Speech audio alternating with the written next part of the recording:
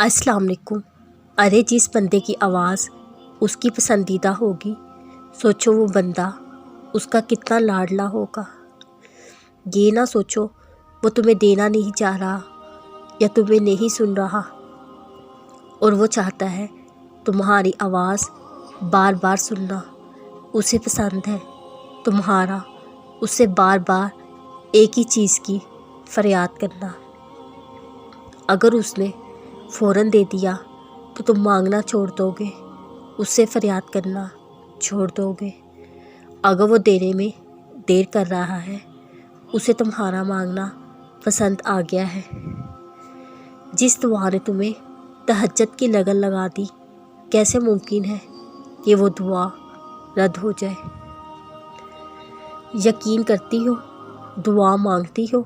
ہاں مانگتی ہوں، یقین ہے قبول ہوگی، بالکل قبول ہوگی۔ اتنا یقین کیسے؟ کیا وہ آیت نہیں سنی؟ بے شک اللہ ہر چیز پر قادر ہے۔ اگر جو مانگ رہی ہو وہ نہیں ملا تو پھر تو اور زیادہ یقین ہو جائے گا اللہ پر۔ اچھا وہ کیسے؟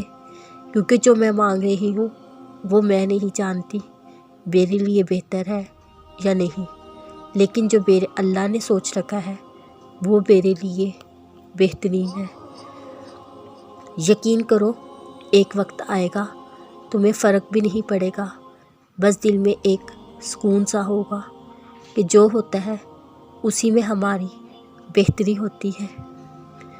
ابھی بہت مشکل لگ رہا ہے سب کچھ تسلیم کرنا، لگ رہا ہے نا؟ مشکل جو ہو رہا ہے اس میں راضی ہونا۔ جو تم چاہتے ہو اگر وہ تمہارے لیے بہتر ہے تو وہ تمہیں دعاؤں سے مل جائے گا۔ اگر دعا کی قبولیت میں دیری ہو تو جان لو وہ تمہارے لیے بہتر نہیں، یا وہ وقت بہتر نہیں، اور تمہارا رب تمہیں بہتر وقت پر بہترین سے نوازنا چاہتا ہے۔ اچھا لگتا ہے اسے تمہارا اسی سے التجا کرنا۔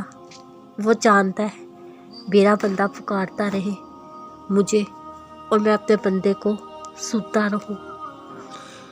جب تم زندگی سے تھک ہار کر گرتے ہو سجدے میں، اسے اچھا لگتا ہے تمہارا رو رو کر اسے پکارنا۔